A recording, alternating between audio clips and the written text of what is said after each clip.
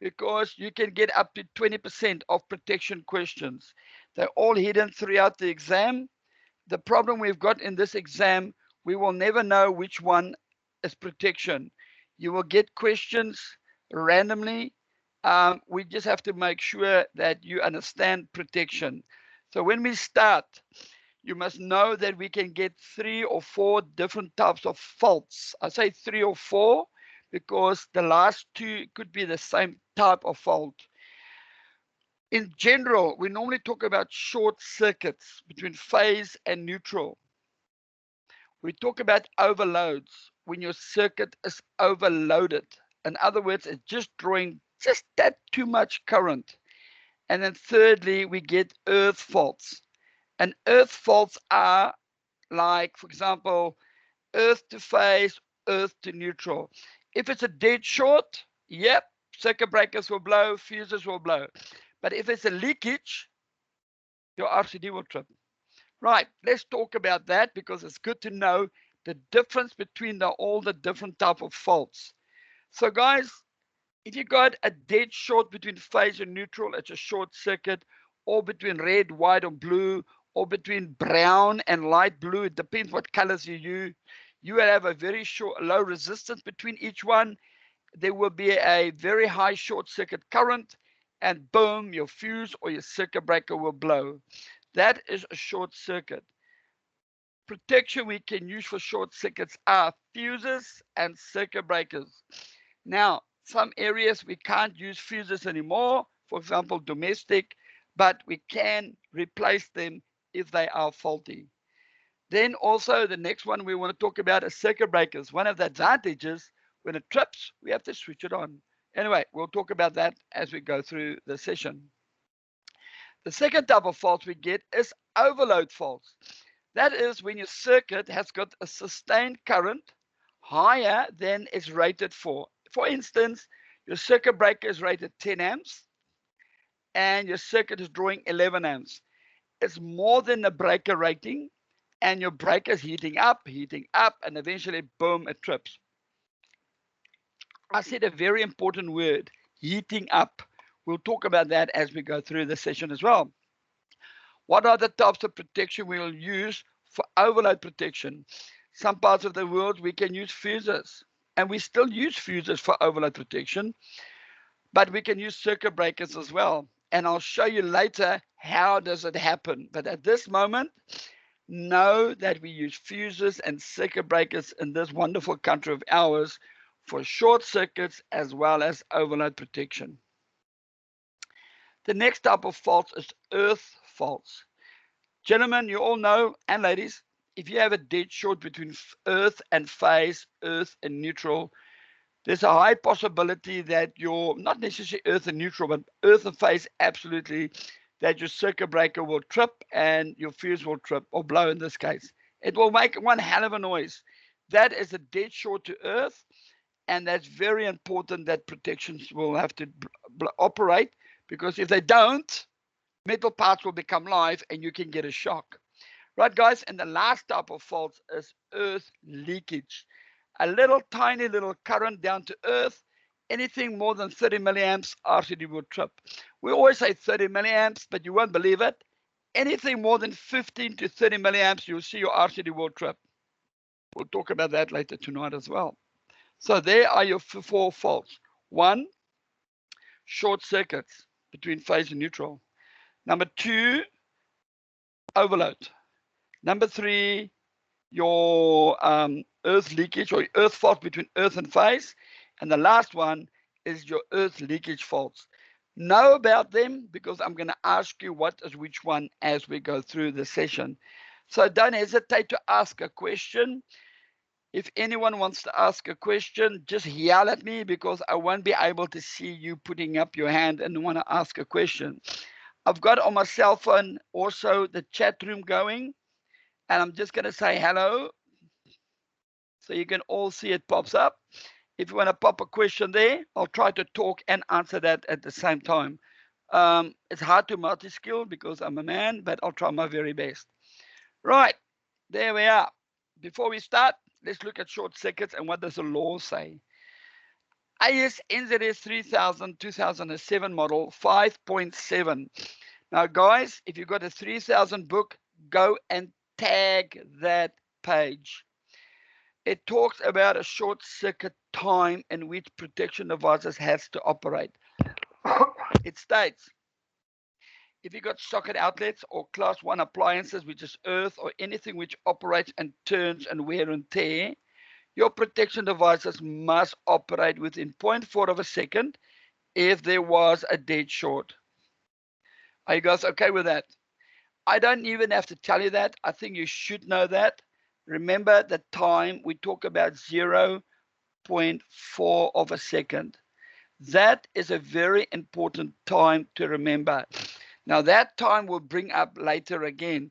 5 seconds is for any other circuits, but I'm not going to go into that because normally we work with 0.4 of a second or RCD current.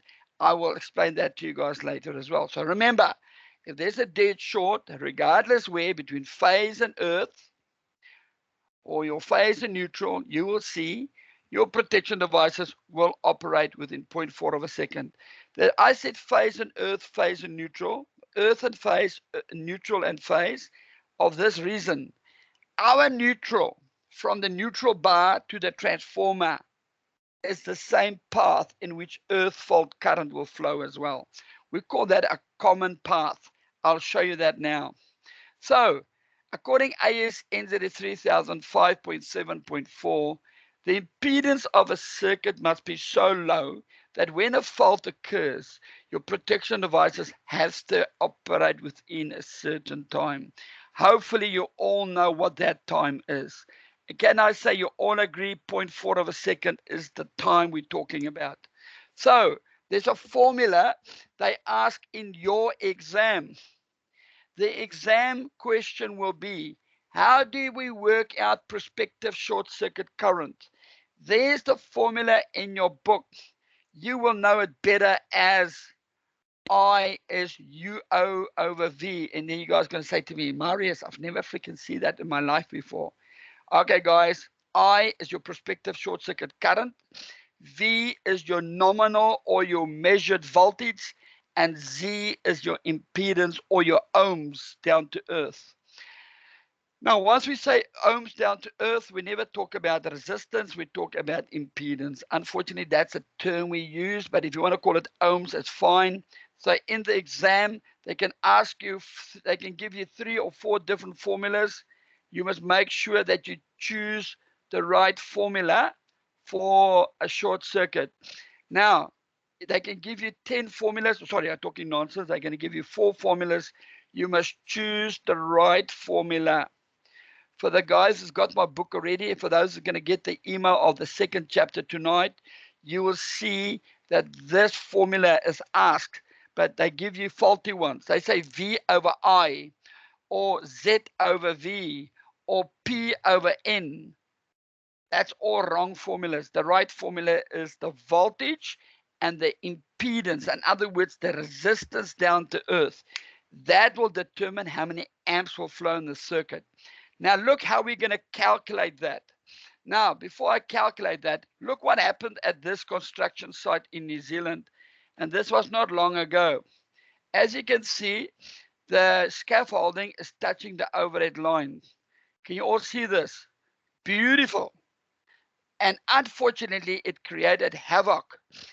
Everything in the house became live. Look where it shorted to the house. Now, wait, there's more. Look what happened inside the switchboards. Look what happens at all the fittings. So gentlemen and ladies, be very careful when you create a dead short, because that current can be very high and cause a lot of havoc in our installations. And that was just because of a scaffolding touching a phase conductor. And the phase conductor is 230 volts to earth. And look what happened. I think I've got some more photos. There we are. Data, light switches, and plugs. Now, guys, this house had to be rewired and every fitting had to be replaced. And you guys will understand that the wiring or the jib had to be replaced inside the house as well. So be very careful when you create a dead short somewhere because it can create havoc. Now there's some more pictures. I thought I'll just show you guys a couple of pictures what happened. Now you can imagine all the appliances that the owner had plugged in. Mommy's TV is gone, the VCR is gone, everything is gone because that device cannot work with that high currents. Right, so we talk about a high current, but a high voltage to earth as well. So anyway, I hope you guys seen that. That is critical. Be very careful when you short out phase to earth. Right, how do we create an impedance? How do we measure it? So in the exam, they can ask you, what is the path? Now, in the olden days, somebody bumped me off. I apologize for that. Can you all see that again? Yeah. I'm just letting some more people in here. Sorry, guys. As you guys can see, when if you take an impedance tester, the impedance tester measures the path of the resistance of the earth conductor through the MEL link, through the main neutral, all the way to the star point. Now, before I carry on, can you all see that the path could have been down to the ground through the soil and up? Now, because that soil resistance is so high, you could technically ignore that. That's mentioned in the ASNZS 3000 book as well, at the back where it says this table, and this picture is in your 3000 book as well. Now, guys, when you look at this current, the current will continue to flow all the way and back to the dead short. It depends where the dead short is created. Now, what this impedance test is actually doing, it gives you a voltage and it gives you that impedance, that ohms while it's live. You take that ohms and voltage and you work out the short circuit current. Voltage, ohms. Look what I'm going to show you. Voltage, ohms, impedance. That tells me at that point, 234.69 amps will flow if you create a dead short. That is your fault loop impedance at that point. That is your earth fault loop impedance current based on the impedance at that point. As you go further away from the socket, your impedance will become higher and your current will become less. Closer you get to the transformer, it's the opposite. Now, gentlemen and ladies, if you have your formula sheet in front of you, and you look at your formula sheet and you look at the middle row at the bottom, there is a formula there. I don't know if you have access to it, but there's a formula which says resistance equal rho times length divided by A. Now, that resistance depends on A, the size of the cable, L, the length of the cable, and rho, the top of the cable, as well as the size of the transformer. So that's the factors which will determine the impedance. I'm going to ask you again, why do we work this out? The question's answer is, we would like to know, 1, will the breaker trip? 2, will the breaker trip safely? And 3, will the breaker trip within time? So this part here is a bit of an overlapping when we do testing, which is about impedance test. What do you need to know about this? Obviously, the sequence in which current flows. So in the exam, I'll show you shortly how this question could be asked. Secondly, they can give you a voltage and an impedance, and they have to ask you, or they can ask you, how to work out the short circuit current. We're going to take that current, and I'll show you later where does it fit in. So guys, if there's a short circuit, 234 amps will flow through a breaker. If I give you a 6 amp breaker, the breaker will blow. Yep, it will trips.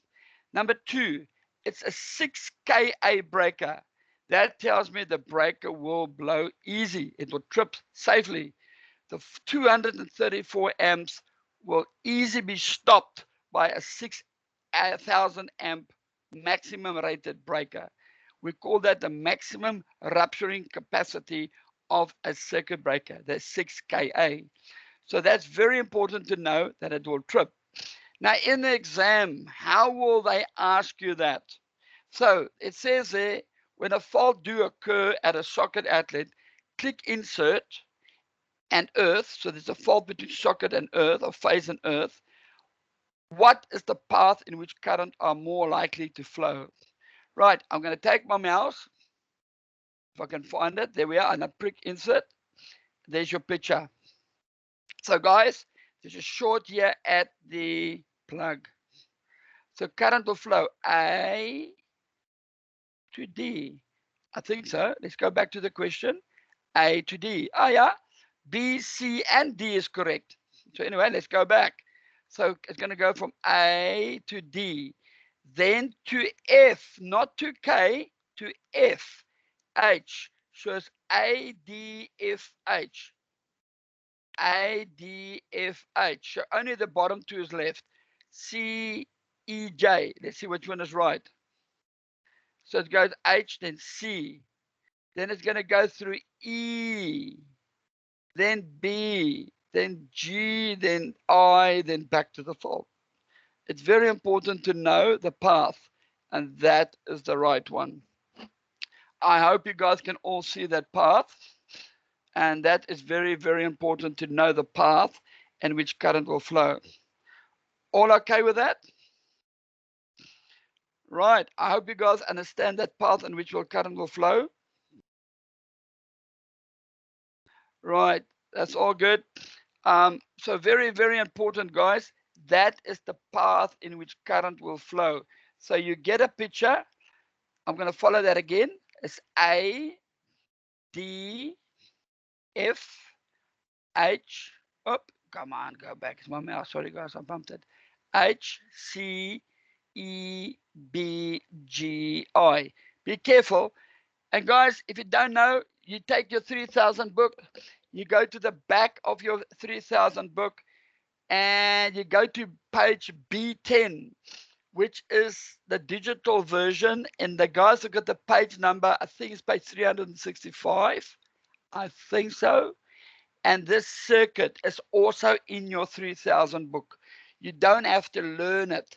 Just understand the path in which a short circuit current will flow. So look at this lovely one. Now it's the same one, and I would like to share this with you. Current will flow A to D to F. Oh my golly, neutral is broken.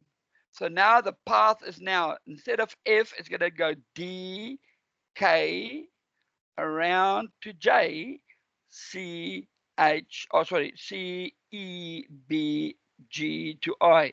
So please take note, when your neutral is broken, it goes down the earth. And I believe this same question is in your exam. It's very important to know that that is the path in which current will flow if your neutral is broken. So be very careful, as what I taught you guys last week and the week before.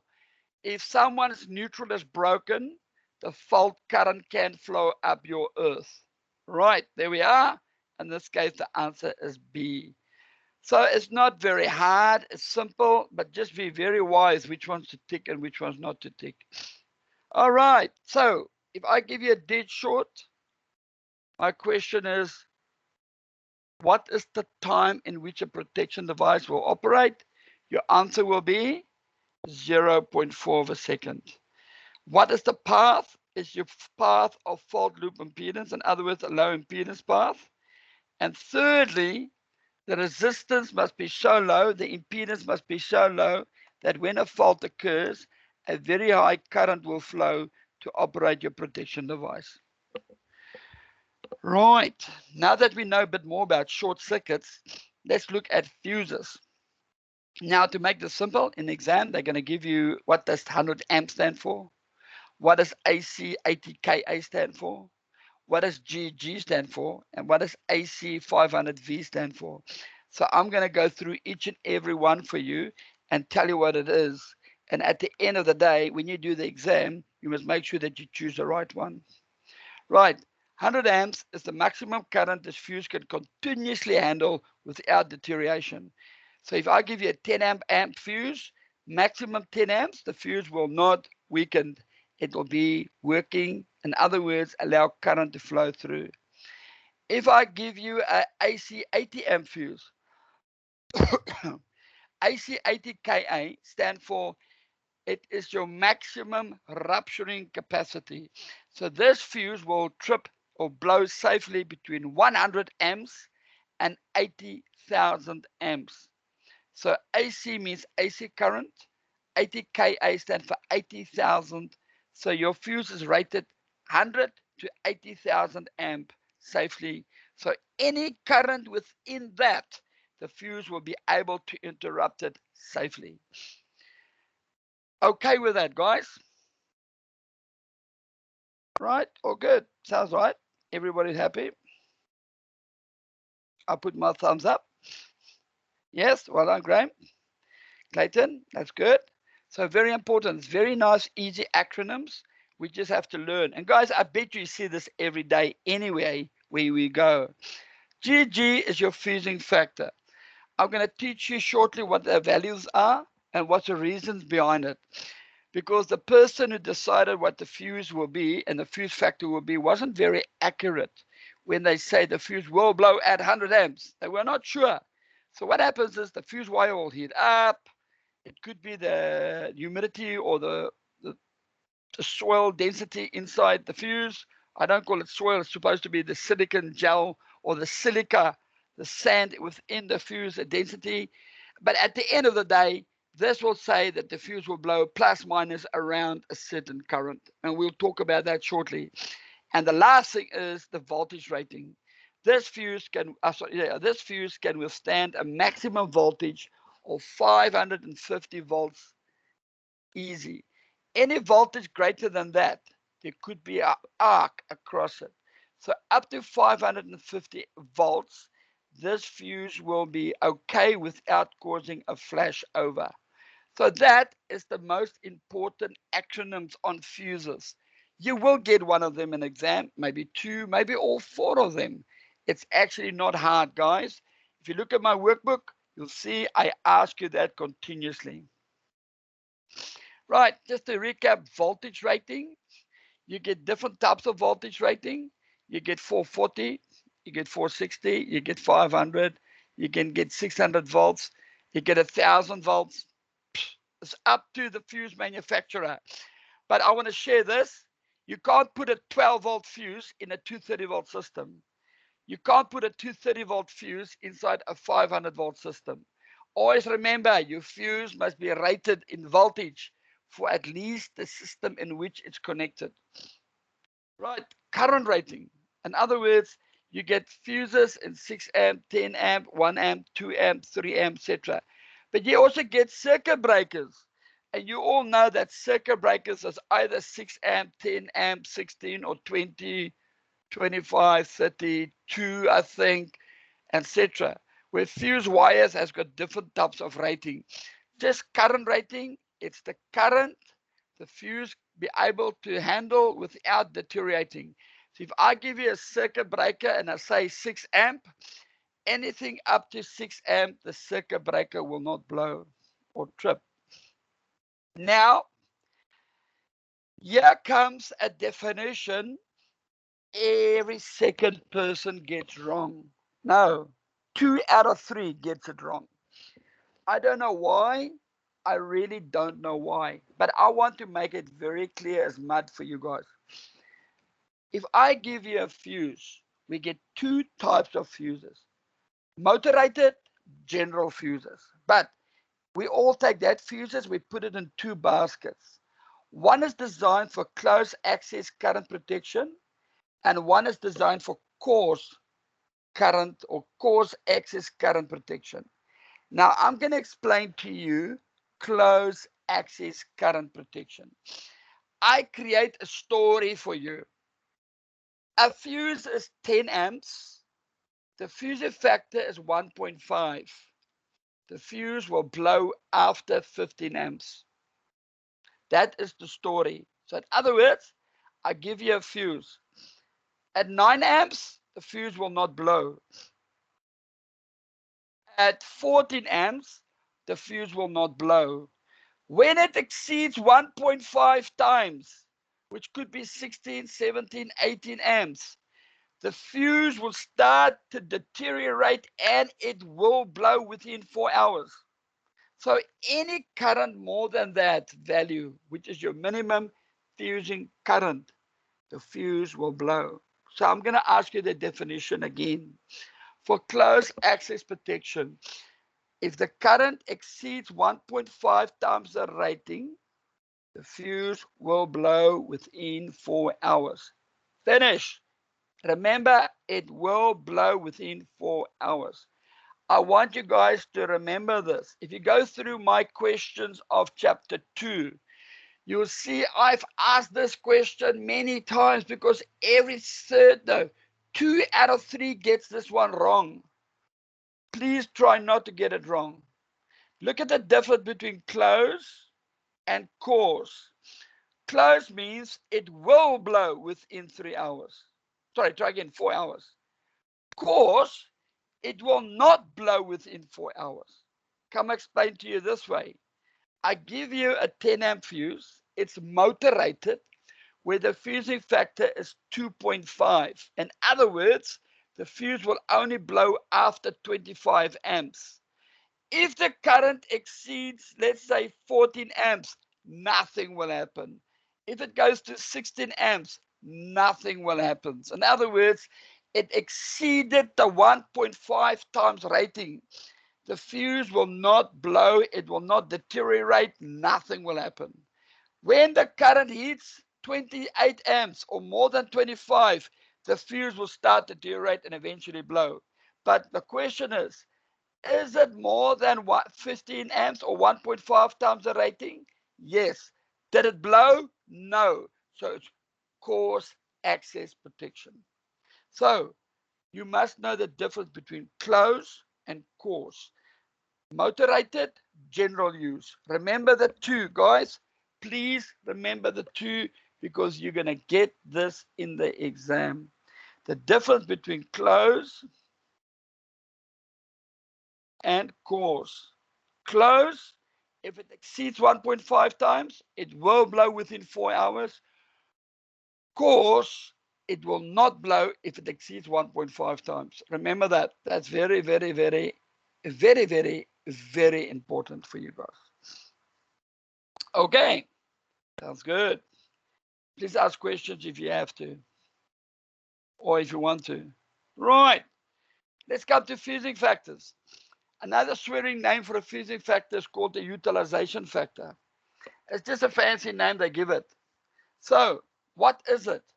Now, guys, all what it is, it's a ratio between the size of the fuse and when it's blowing.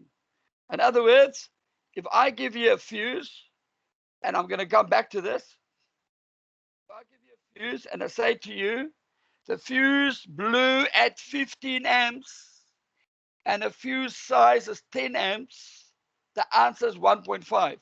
That is the ratio or the fusing factor. So we don't call it ratios, we call it the fusing factor. Now please take note to go back here. We get two types. We get motor rated, which is your Q2 or R at the bottom, which is also fall under course.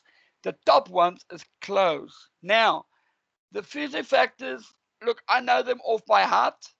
The hard part is you to remember them. But 9 out of 10 times in exam, they will give it to you. But I do believe a reliable fuse, you must know that the fusing factor is 2. And I'm going to explain that to you shortly. Why is this important? Right. So the first little formula you should know is that the fusing factor is the minimum fusing current divided by the current rating. In other words, what is the current which it blew? What is the size of the fuse? The 2 gives you a ratio. No, it gives you the fusing factor. Now, you can transpose that formula and work out the size of the fuse, or you can say the fuse will blow at the type of the fuse, in other words, the current of the fuse multiplied with the fusing factor. So that little acronyms, MFC, CR, and FF is just my idea to give you an idea what it is. So let's put this into a question you will get in the exam. Right, let me just get someone in the room. Right, have a look what the question says. It says, a 8-charge fuse is rated 25 amps. That is the size of the fuse. The fusing factor is 1.5. What is the current in which it will start to deteriorate? In other words, start blowing. My formula says is B, the answer. But how do I get there? Right, guys? You take the size of the fuse, which is 25, and you multiply that with 1.5, and that will give you the 37 amps we are after. Kieran, well done.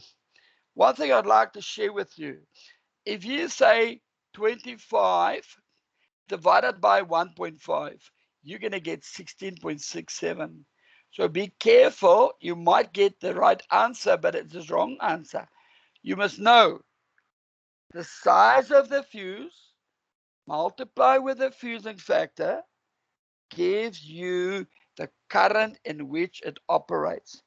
Kieran, great stuff, mate. Bradley left the meeting. That's all right. Maybe something I said.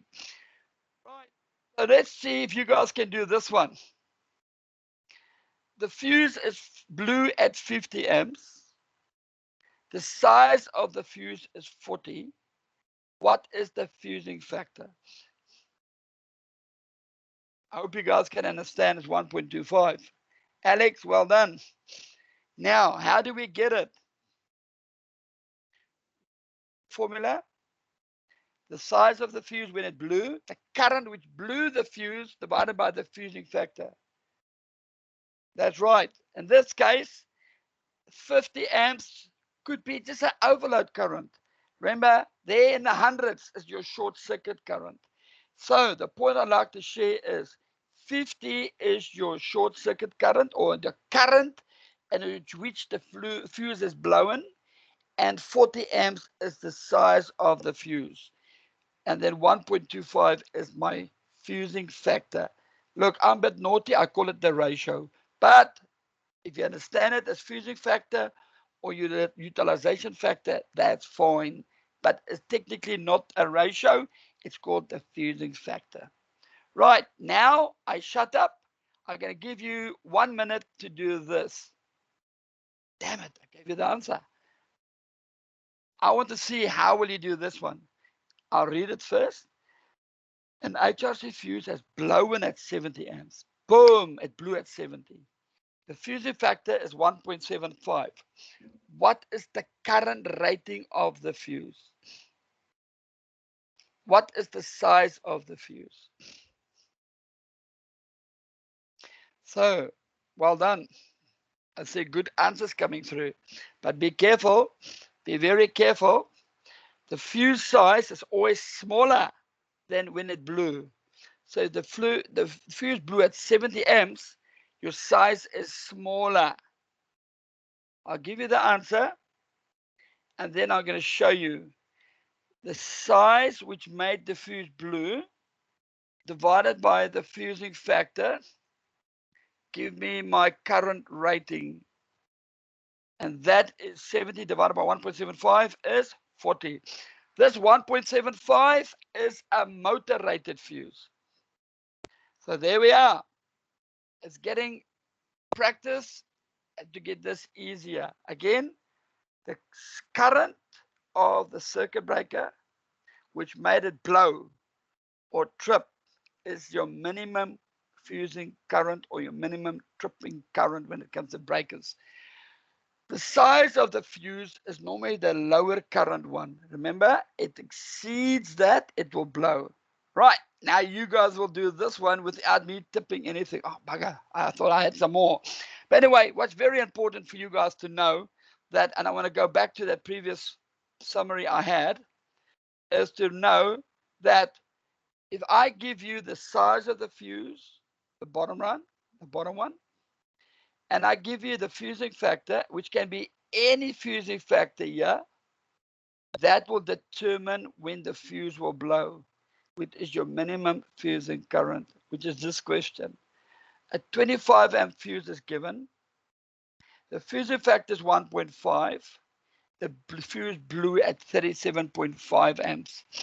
This fuse is 1.5, so it's closed access protected. And I'm going to go back just to refresh. Anything, if it's a P or Q1 up to 1.5, it's closed access protection.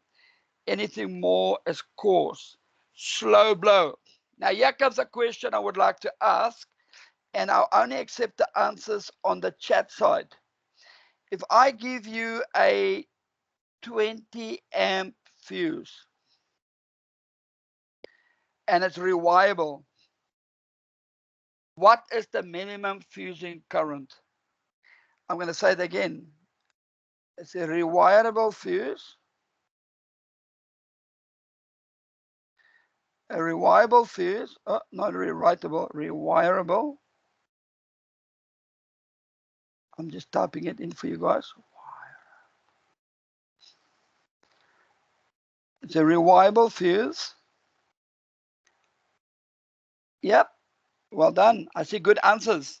Right, guys, if I give you a 20 amp fuse, you buy that at Kmart. You multiply that with 2. The fuse will only blow after 40 amps. Well done. Alex, Clayton, Josh, Graham, you guys are perfectly correct. Paranama, well done, mate. And I'm going to say that again.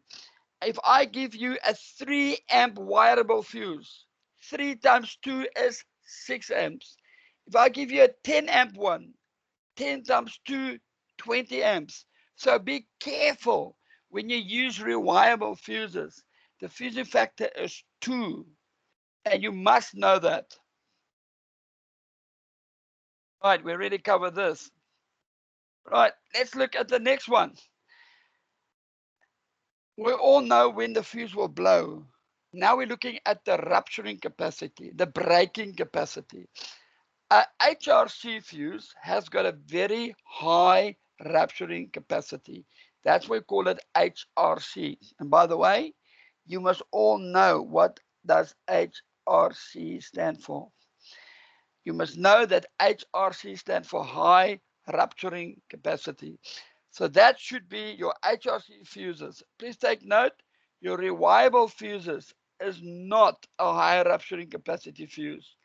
Your rewirable fuse has got a very low Ka rating. In other words, if I give you a 10 amp fuse and it's rewirable, it will only blow up to 2000 amps safely.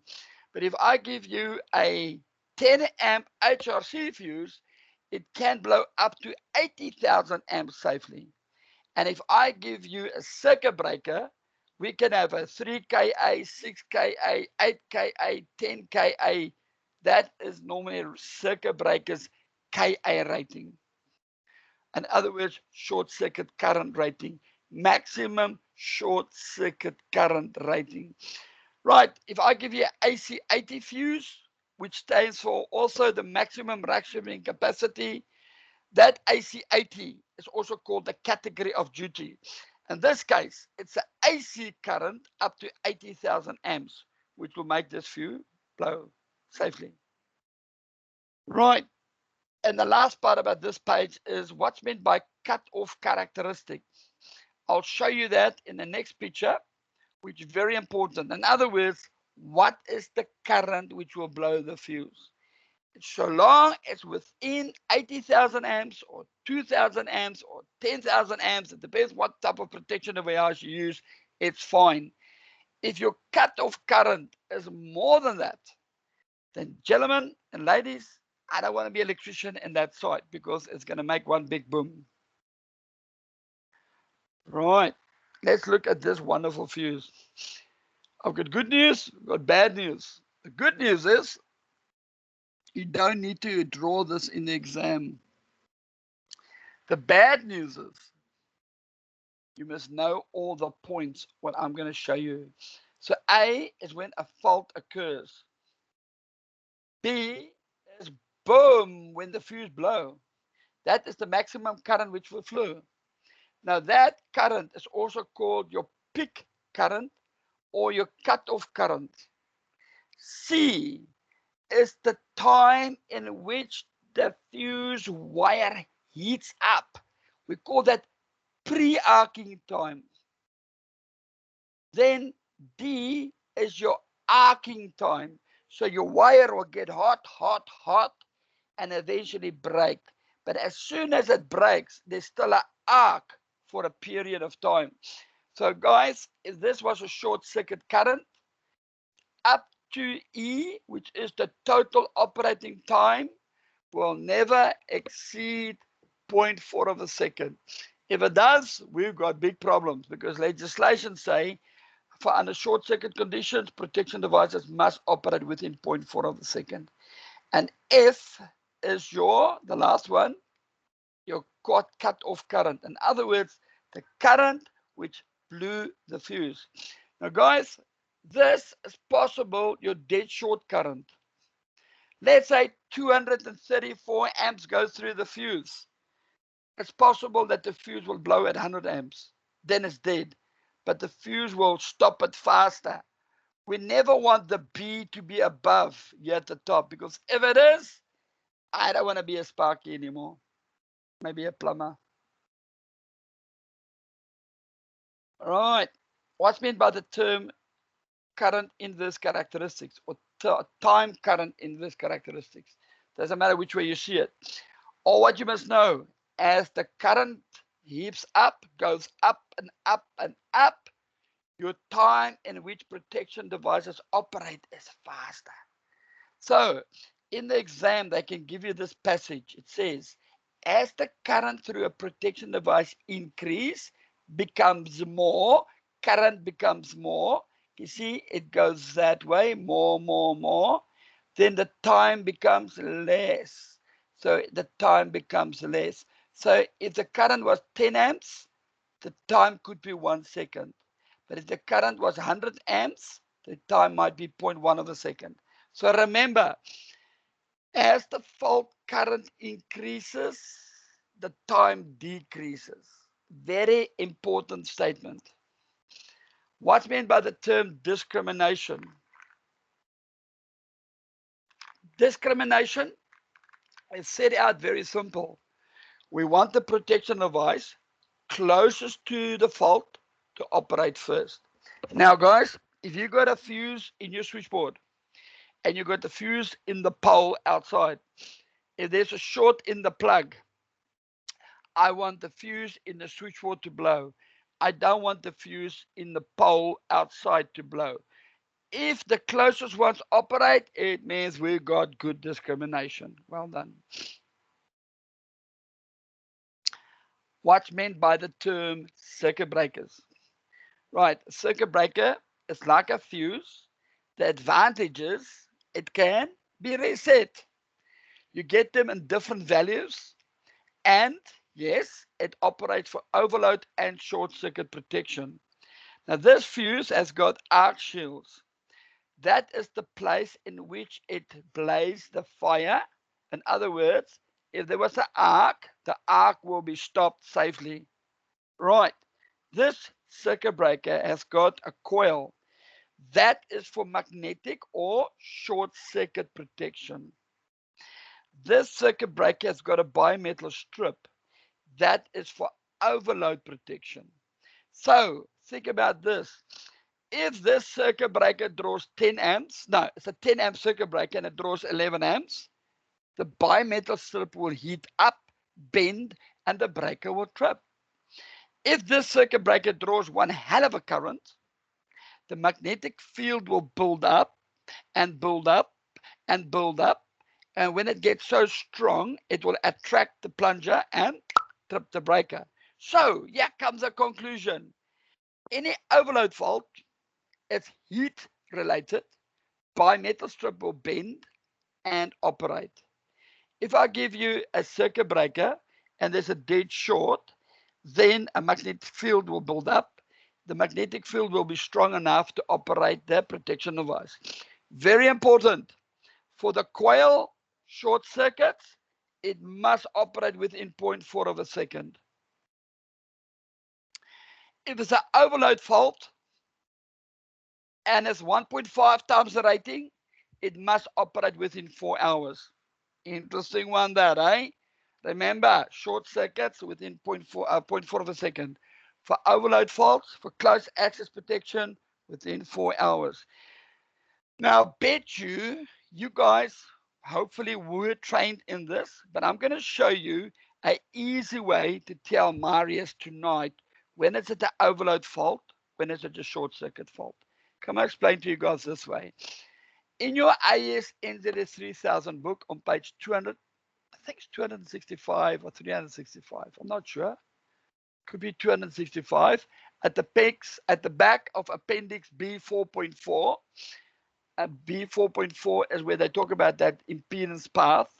They got this ratings written down, and we all wondered, why did they put this in? Come on, explain it to you guys in a picture format. I give you a 10 amp breaker. Can you all see in front of the breaker there is a C character? That character tells me it's a C-type breaker. C-type.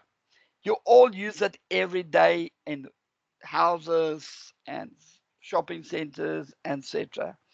Now this C-type could be a B-type or a D-type. Now I'm going to explain to you a C-type, and the concept is the same in any other breaker. So I give you a C-type breaker. So I'm going to take that 10 and I multiply it with 7.5 and I get 75 amps. Now you guys are going to wonder, where the hell am I going to? Now I'm not going anywhere. I'm just going to explain to you. Any current between 10 amps and 75 amps, guess what? Any current between 10 amps and 75 amps will be classified as an overload current. Any current greater than 75 amps as a short circuit current. So the breaker will blow, but what current made it blow? You can work it out. You can work out what's the maximum current it be able to handle. For example, a 6K breaker up to 6,000 amps, etc. But I'm going to ask you this again. If I give you a 10 amp breaker and it's 12 amps, or sorry, 9 amps, will the breaker blow? The answer is the breaker will not trip. I think that makes sense. If I give you a 15 amps through the 10 amp breaker, will it trip? Yes. Within our time, 4 hours. Which part will operate? The thermal part. Because remember, it's not a short circuit, it's an overload fault. So anything up to 75 amps is an overload fault. Yes, it will blow the breaker or trip the breaker safely. There we are, within 4 hours. Now I'm going to give you another current, 79 amps. You all agree that 79 amps is greater than 75. So now that will be classified as a short circuit, and it will operate within 0.4 of a second. Now if I give you 234 amps, the magnetic component inside the circuit breaker will operate. In other words, the coil within 0.4 of a second. Here comes the multi-million-dollar question. What happens at 75 amps? On the dot at 75 amps, either. We don't know. It depends which one is the most sensitive. So guys, if you go to your workshop tomorrow and you look up and you see a 10 amp circuit breaker and it tripped, it could be any current greater than 10 amps up to 6,000 amps because the breaker is still operating properly. If the current was more than 7.5 times, which is 75 amps, then it was a short circuit fault. If it's less than 75 amps, it's an overload fault. It's either the bimetal strip which made it to trip or the magnetic component to make it a trip. Any questions from your side?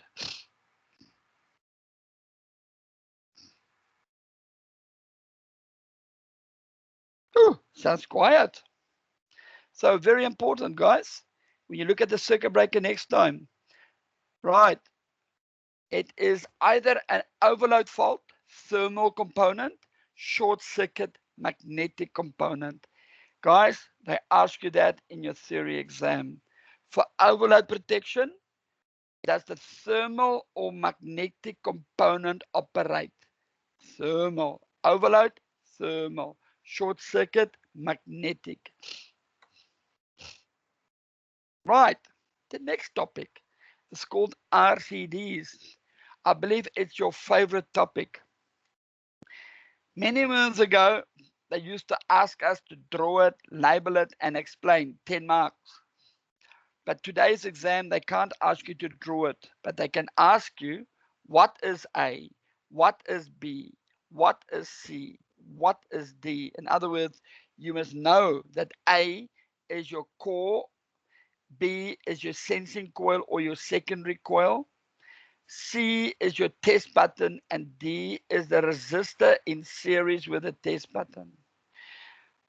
The reason why this resistor is in series, because if you press this, you actually created a dead short between phase and neutral.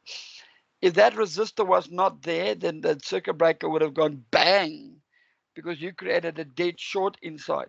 But because of that resistor, you're creating an imbalanced system, and then the relay will operate.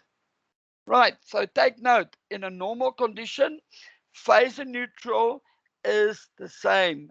10 amps in a phase, 10 amps in a neutral. Because the two is balanced, there's no induced current in the core, and the RCD will not operate. That is in a perfect condition as you look at it without doing anything to it. But let's say there's an earth fault.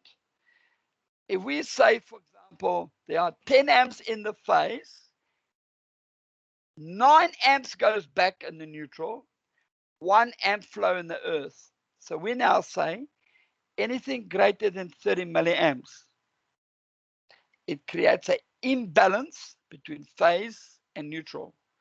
When there's an imbalance between phase and neutral, and there's current flowing in the earth, there will be a current flowing in the core, which can use a flux or a magnetic field, which cut through B, which is your sensing coil. Your sensing coil will now pick it up, create a voltage, and energize the relay. And guess what that relay does? Open RCD trips.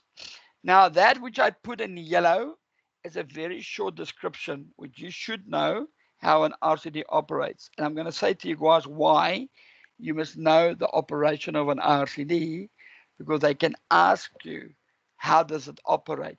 And they can give you 4 answers, but one of them is correct. So very important. Now, what I did it a bit differently. I said to you, there's a 1, 2, 3, and 4. You must tell me which one is first, which one is second. Now, if I go back, can you all see there where it says unbalanced and trip? That's easy. It's the first one and last one. Right, so the first one is trip. No, unbalanced. There we are, 4. 4 is the first one. Oh my golly, all of them has got 4s. So anyway, trip. Ah, yes, B, trip. Ah, I know.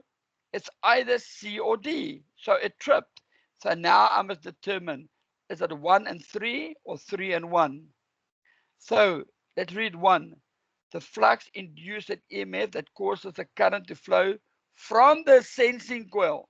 No. From the sensing coil means after to the relay. So that is not. So the answer is 4, 3, 1, 2. Not 4, 1, 3, 2. So guys, you should know the operation of an RCD. They can ask you that in the exam. So that is the operation of an RCD. You must probably have seen this on an RCD. Can we use a type A or a type AC in New Zealand? What do you guys think? I'm watching the chat room. Anybody typing in? Type A or type AC? Type A. Right. Well done. I also said type A because if you go to your AES NZS 3000 book, gentlemen and ladies, in your 3000 book, you go to 2.6, chapter 2.6.2, I think. They give you all the different options. You get a type A and a type AC and a type B and a type F and a type S RCDs. In this wonderful country of ours, we can only use an AC and pulsating DC waveform. We cannot use AC only. So in New Zealand, type A only. Now, if you import a caravan or a device with an RCD in it from Australia, 99.99% of Australia will give you a type AC RCD and you have to replace it. Once you replaced it, you have to give it a ESR, electrical safety certificate, or ESC, sorry, not a COC because you're replacing a fitting, a ESC, and that will determine that you've replaced something and you're gonna liven it. Right, so in this wonderful country, you've gone to Ideal or J.R. Russell's or Scott's or whatever the companies are called, and they asked you to choose one, left or right. What do you guys think is the right one? Look at the symbol at the bottom. What will I choose? Right. Right, that's the right one. Jonathan, you guys, Clayton, Bradley, boom, yes, well done. That one is wrong, that one is right. So guys, I believe in the exam, they can give you a picture and they can ask you, is the right-hand side one a B type? And your answer will be yes or no. Please choose wisely. RCDs is not hard. It's very simple. And guys, this answer is in your AS NZS 3000 book 2.6. Go to chapter 2.6. It's in there. Now I'm going to summarize for you. Joseph, just want to answer that. Solar is DC. We don't use solar RCDs on solar as far as I know. I know that DC has got their own breakers because you need to have a DC switch and a DC breaker somewhere with solar. 5033 is a standard. It will tell you that. But for solar, we don't use RCDs. We use DC switches and DC breakers. We will So not use AC. so why does your RCD need to be for both Okay, pulsating DC and AC? Like when would that okay, system arise? okay. So to answer that question, if I give you a hair dryer, for instance, or an appliance with different speeds, what they do is they put one diode in for speed control. So current will flow AC, not back, AC, not back. So you basically half the speed of the hair dryer. So that means all our appliances can operate. But why did New Zealand choose a type A, guys? The main reason is because of one big thing. I'm going to give you a hint. It's between Benmore Dam and Wellington. Mm. They call it something link. Apprentices, have you guys ever heard about the DC link between Benmore Dam and Wellington? The DC link. There's a DC cable which runs all the way from Benmore Dam under through the Cook Strait to Wellington. And they provide us with electricity. So at Benmore Dam, they inverted to not okay, let me say this. They don't rectify, they invert it from AC to DC. Oh, sorry, they rectify it to DC. Then DC will run all the way through underneath the Cook Strait to Wellington. In Wellington, they inverted from DC back to AC and they give our country AC in the North Island. So we do get a lot of power from the South Island. So guys, that is the main reason why we use this. In Australia, they only use this because apparently they don't have a link between one island and the other. I believe Tasmania has got its own electrical system. There's no cable between the Australia mainland and Tasmania.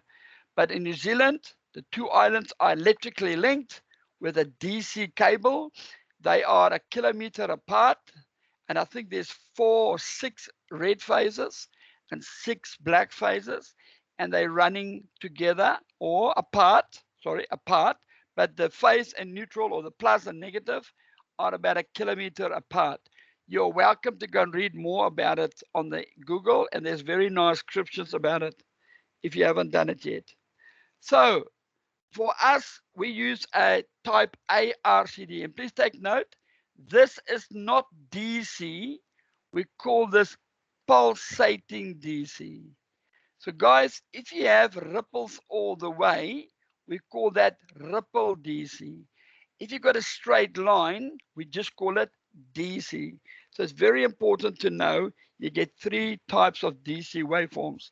But on an RCD, we call it AC and pulsating DC. Is that all right to you all? Yes, thank you. All good. Right, guys. Yes, yes. Now comes the interesting one. You don't need to know this off by heart, because if you guys are going to go to your regulation 24 and your electrical safety regs, you'll be able to find out what are the times in which an RCD must operate. So for personal protection, we use a 30 milliamp RCD. A 30 milliamp at 1 times the rating must operate within 300 milliseconds. And I bet you all know that. If you up it 5 times the current, what is 5 times 30? Anyone? 150. 150 milliamps. Legislation, no. Regulation 24 states it must operate within 40 milliseconds. Now, guys, I did not scratch this out of my body.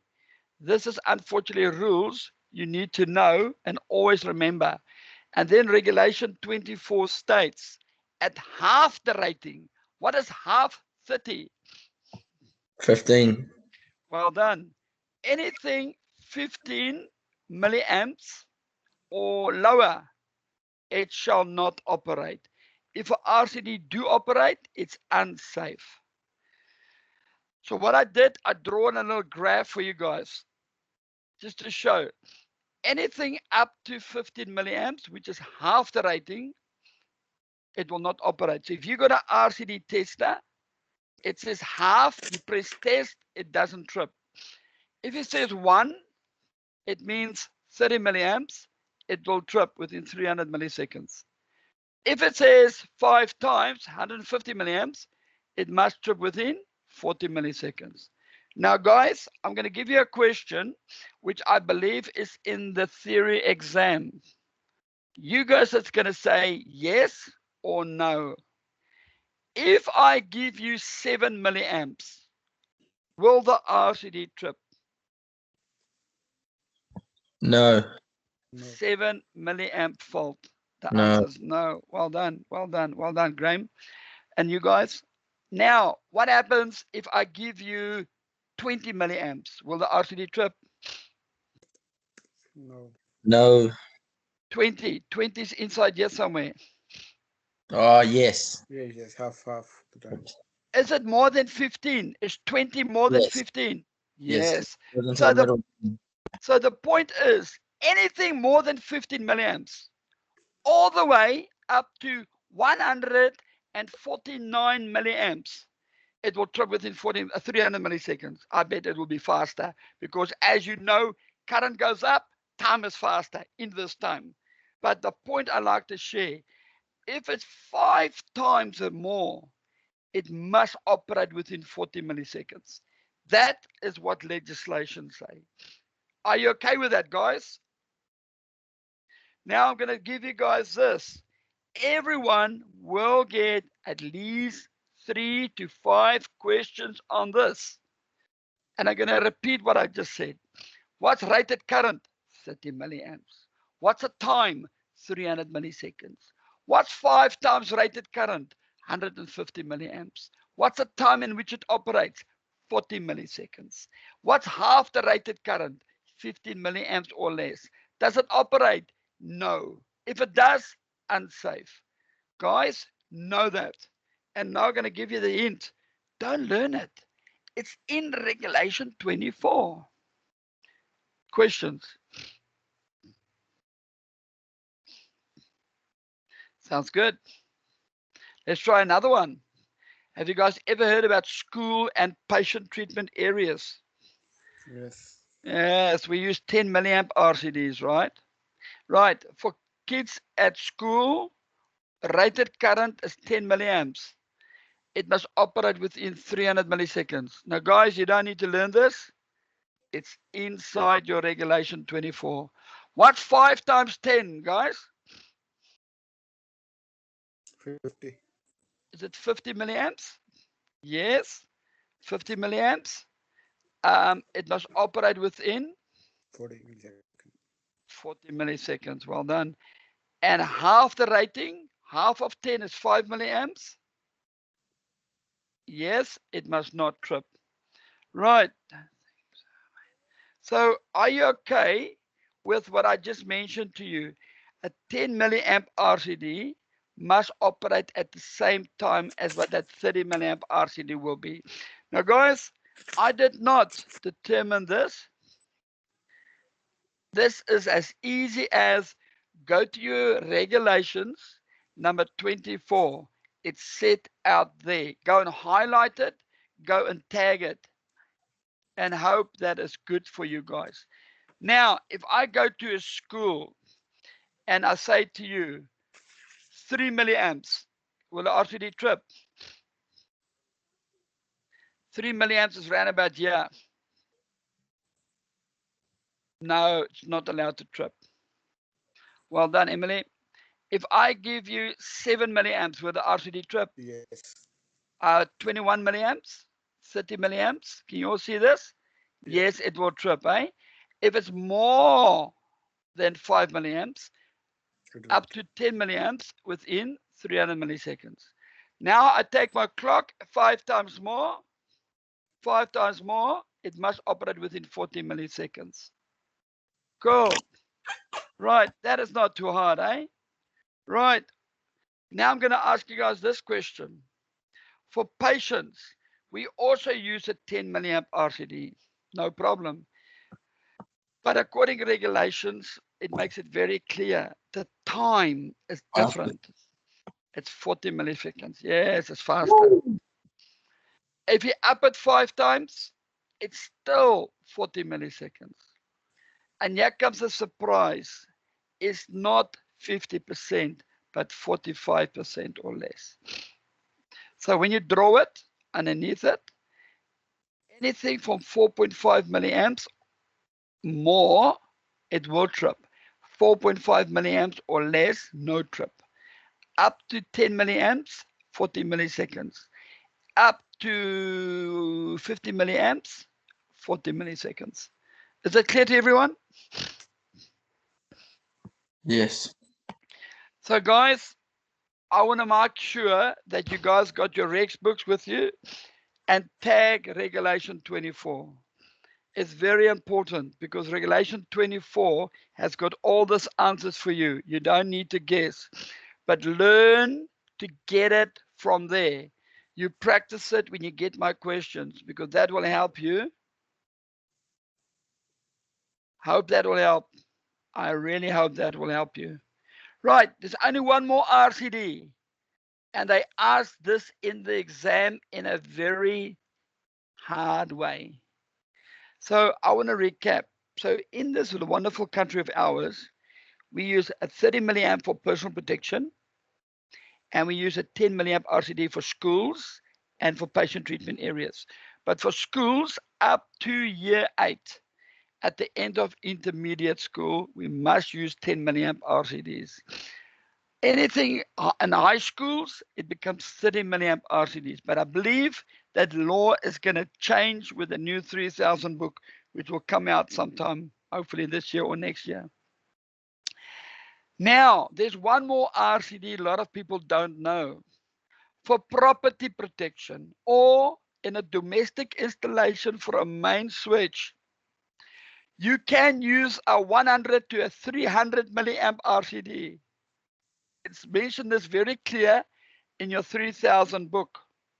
When you're going to use a 100 to a 300 milliamp RCD, all what the regulation 24 says, it must operate within 0.5 of a second, which is 500 milliseconds. If you up it 5 times, look, I don't know if you chose 100 or 300. I chose the 300 one. 5 times 300 is 1500, 1500. It must operate within 0.15 of a second, which is 150 milliseconds. Now, the sad part is, guys, they're going to ask you in the exam, what type of RCD are you allowed to use for personal protection? Is it 10, 15, or 300? Try again. 10, 30, or 300? 30. Well done. I hope you guys got that answer. If you are sick and you're lying in hospital, a 10, a 30, or a 300? 10. 10. Last question is, if I would like to use an RCD for a machine,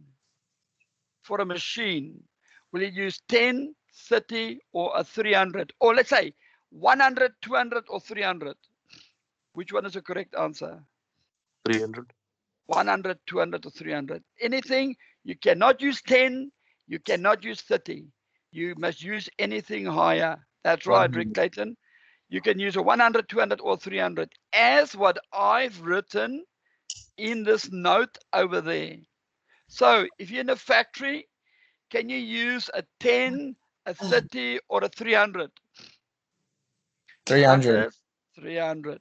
For fittings, property, building, machines, not 10 or 30.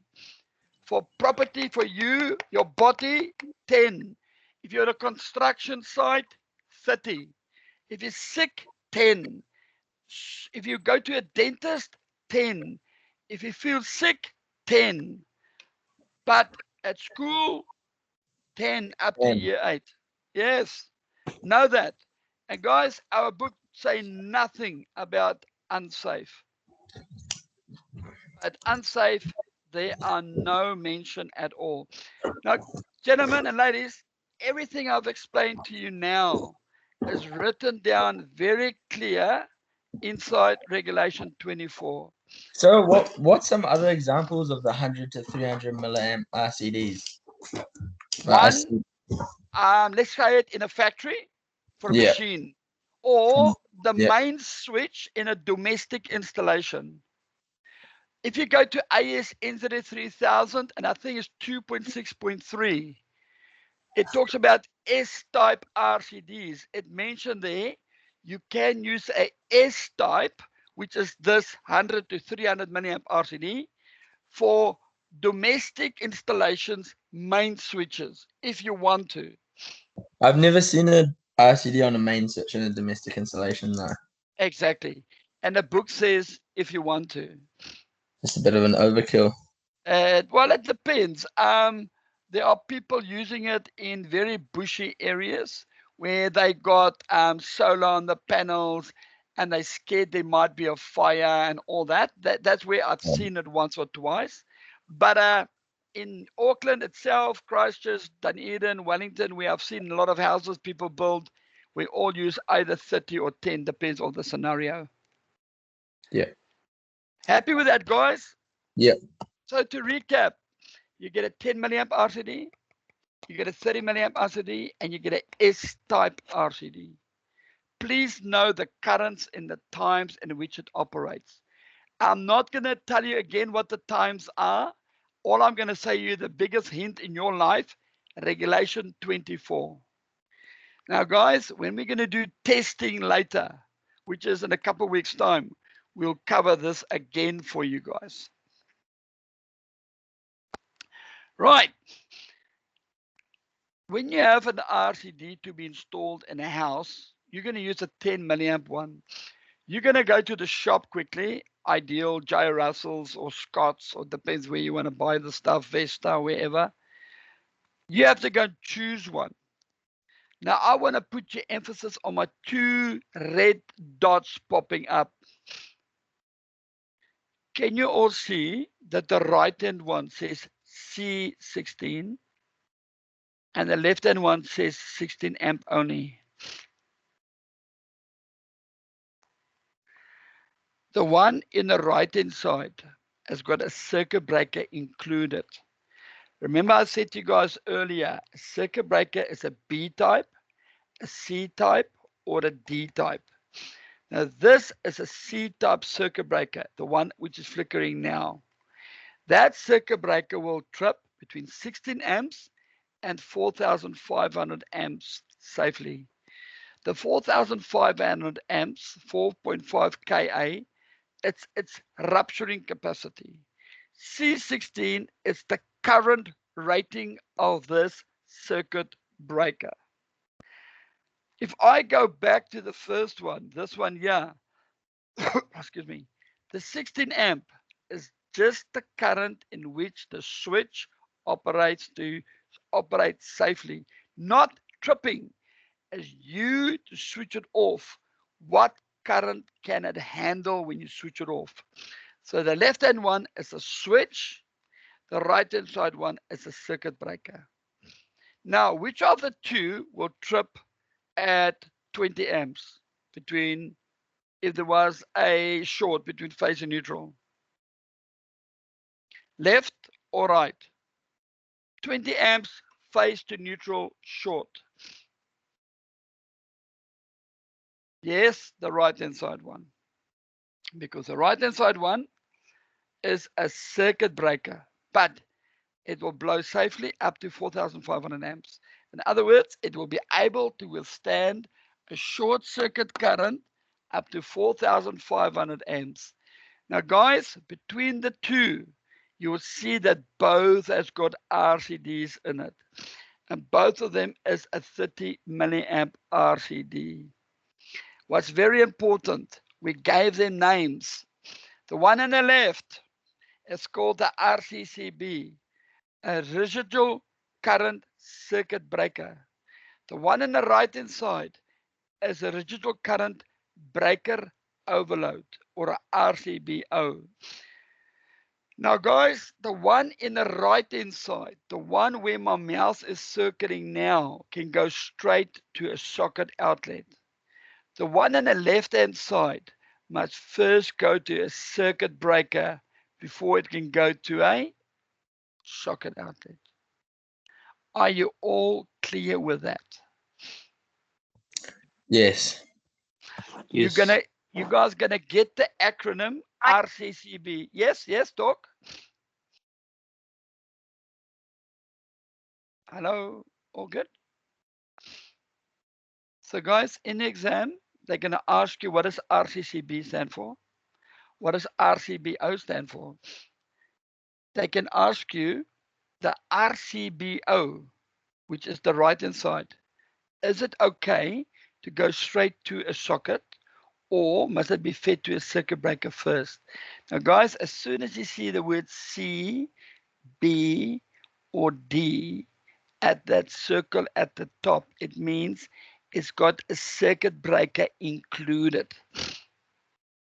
The left hand side is a RCD and a switch. It still needs protection below that. Right, what is a PRCD? It's a portable RCD. There it is. I bet you that everyone has seen this yellow contraption before. Now, in the exam, they're going to ask you this. What's meant by the term voltage dependent? Now, I don't know if you all know that this RCD, if you plug it in, you reset it.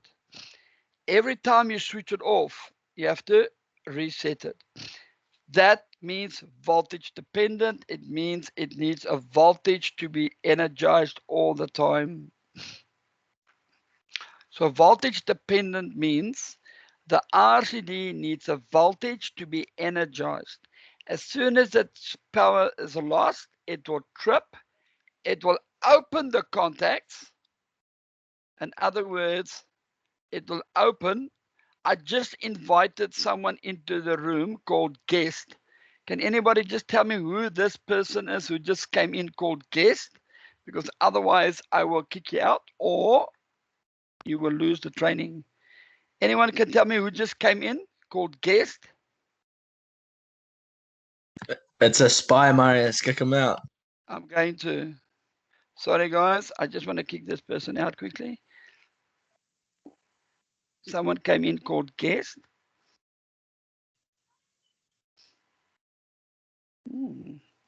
He's missing. I think he left by himself. Right. So I'm going to ask you guys this question. What does the RCBO stand for? RCBO. It's the one with the circuit breaker inside. Correct. Residual Can breaker overload? breaker overload. That's 100% correct. Shame. The poor guest guy, I just kicked him out.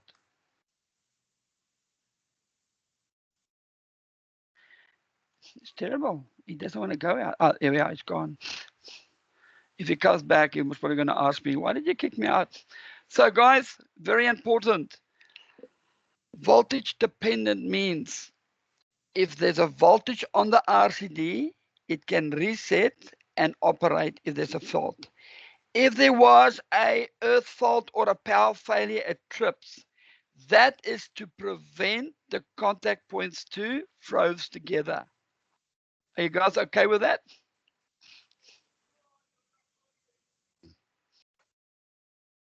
Okay, it sounds like you guys are happy with that.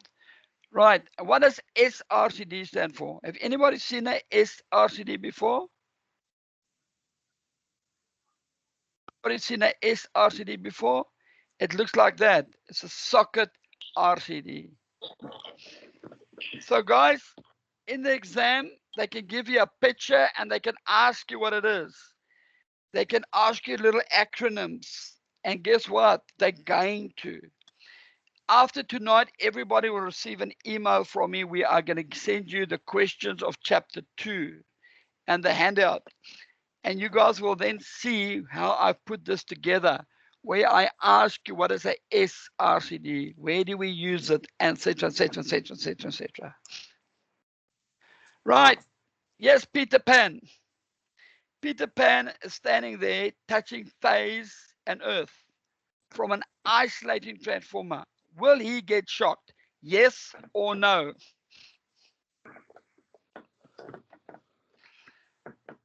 So the answer is absolutely no, because there's no path of current back to the transformer. Have a look. It goes back through the earth, but it cannot jump over the transformer. Well done. He will not be shocked. So guys, an isolating transformer where the primary and secondary side are totally separated can be a safety supply to you. Many moons ago, we in New Zealand used to use that as a safety device. It's still legal, but we don't use it anymore because it's very heavy to walk around with your own transformer and plug your drill machine or whatever the case might be into it. Now, if I give you an isolating transformer with two plugs, it's very, very, very important to know that the two earth points must be bonded together. Guys, you must know why. The reason is to bring the loads to the same potential. If the loads is to the same potential and something goes wrong, there will not be a potential between the two metal parts. Now, here comes a question which has been asked many times in the exams. When you're using an isolating transformer, where will you plug it in? Will you plug it in at the wall and then run an extension lead to where you work? Or B, will you plug an extension lead in all the way to where you work and then plug the transformer in where you work. Which one is correct, A or B? So will you plug it in at the wall, or will you use the isolation transformer at the point where I work? At the point where you were. Right, guys, I'm going to tell you the sad news. You put it where the circuit originates, at the dry position. In other words, where the socket is at the wall. So when it comes out of the wall, you plug your isolating transformer to it. Then you plug your extension lead to it. And that means your extension lead and you are protected. Does that make sense? Yeah. Now, please, that is the nitty-gritty questions in exam. And if you do my question in the exam, or the questions I'm going to give you, I've asked that question. Where will you plug it in? At the will you put it at the plug, at the socket against the wall, or over there at the pool where I'm going to drill a hole? And the answer is at the dry side at the plug. Oh, oops, I'm just being cucked out. Is that clear to everyone? Yeah. Can you all see my slide still? Oh, yep. I thought it disappeared. Right. Any questions up to there? Sounds good. So what I'm going to do now, I'll save this video for you. And I will then make a break with you guys. And in about 15 minutes time, we'll start the second session.